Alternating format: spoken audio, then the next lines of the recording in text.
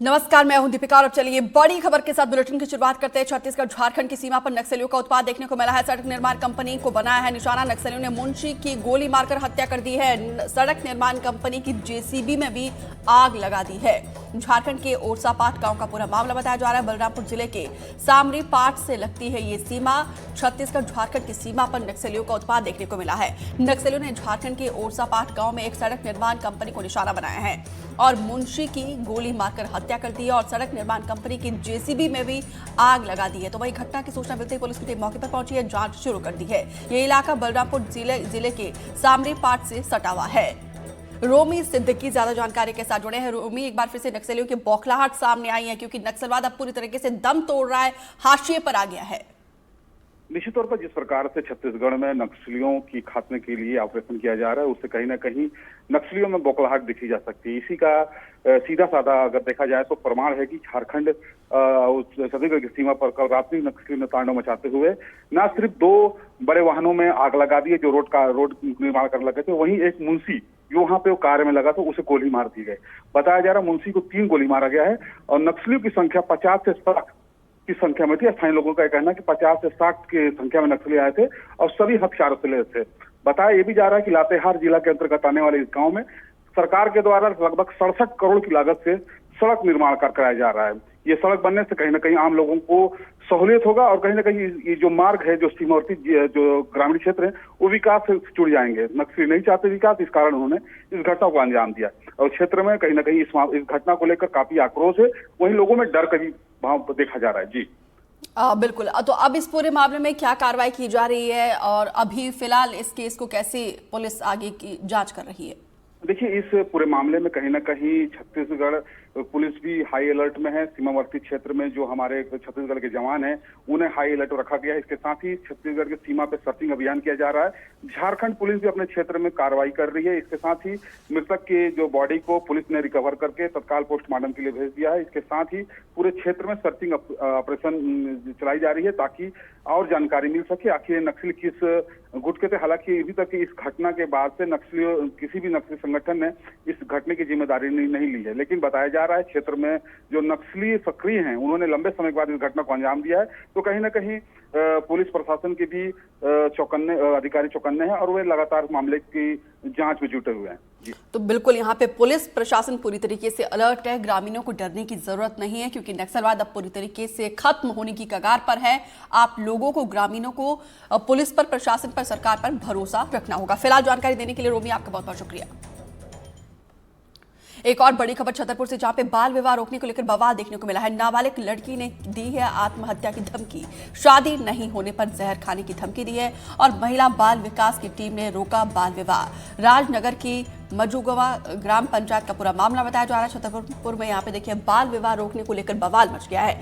नाबालिग लड़की ने शासन को जहर खाकर आत्महत्या की धमकी दी है। मामला जनपद पंचायत राजनगर की मजगुआ ग्राम पंचायत का, जहाँ पे 16 साल की एक नाबालिग लड़की की शादी की जा रही थी। महिला बाल विकास की टीम मौके पर पहुंची और परिवार वालों को समझाकर शादी को रुकवा दिया, लेकिन लड़की शादी की जिद पर अड़ी रही। लड़की ने कहा कि उसके हाथ में मेहंदी लग चुकी है, लिहाजा अब वो शादी से पीछे नहीं हटेगी। हालांकि काफी समझाने के बाद लड़की शादी नहीं करने के लिए मान गई। जी, हमें बाल विवाह की सूचना प्राप्त हुई थी। उनका विवाह जो है 29 तारीख को प्रस्तावित था, जिसके लिए हमारी महिला बाल विकास की टीम ने उनको कंटिन्यू 26 तारीख को संपर्क किया तो उन्होंने कहा कि हम विवाह नहीं करेंगे। 27 तारीख को भी संपर्क किया तो उन्होंने कहा हम विवाह नहीं करेंगे। 28 तारीख को भी हमने संपर्क किया, वो बोले हम विवाह नहीं करेंगे। फिर 29 तारीख को बाद में पता चला कि नहीं, वो तो विवाह कर ही रहे हैं। वहाँ पर खाना बनने की तैयारी चलने लगी है। तो फिर मैं गई वहाँ पर और समझाइश दी है। माता पिता तैयार थे उसकी शादी को रोकने के लिए, लेकिन जो मेन समस्या थी वो वहाँ बालिका और जो दूल्हे की आ रही थी, बालिका और का जो है ये प्रेम विवाह है तो वो रुकना नहीं चाहती थी, लेकिन समझाइश देने के बाद में वो मान गई और फिर ये बाल विवाह को रोका गया। अरविंद तिवारी ज्यादा जानकारी के साथ जुड़े हैं। अरविंद, कभी कभी मुश्किल होता है महिला बाल विकास विभाग को भी ऐसे केस को हैंडल करना, लेकिन आखिर में यहाँ पे कन्विंस करने में सफलता हासिल पाई है महिला बाल विकास विभाग की टीम ने इस लड़की को। कि ये मामला राजनगर के मजगुआ ग्राम पंचायत का है, जिसमें एक नाबालिग की शादी की जा रही है। इस मामले को लेकर जैसे महिला बाल विकास को खबर मौके पर पहुंची, उनके द्वारा दोनों तरफ से पूरी तैयारी की गई थी शादी की लड्डू और सब कुछ बन गया था। इसके बाद भी उस मामले में जैसे महिला बाल विकास अधिकारी पहुंचे तो मौके पर उन्होंने शादी रुकवाई। तो उनका कहना था, लड़की का कहना था कि अगर मेरी शादी रोकी जाती है तो मैं आत्महत्या कर लूंगी या कुछ जहर खा लूंगी, नहीं तो मेरे हाथों में मेहंदी लग चुकी है, मेरी शादी होगी तो आज ही होगी, नहीं तो मैं शादी कभी नहीं करूंगी। इस मामले को लेकर बहुत खींचतान हुई और अंत में उस लड़की को समझाया गया, काउंसलर बुलाया गया और वो लड़की जैसे तैसे जो लड़के के साथ में शादी हो रही थी उसके कहने पे वो अभी मान गई है। हालांकि दोनों घरों का बहुत ज्यादा खर्चा हो चुका है, ये लोग गरीब आदमी हैं।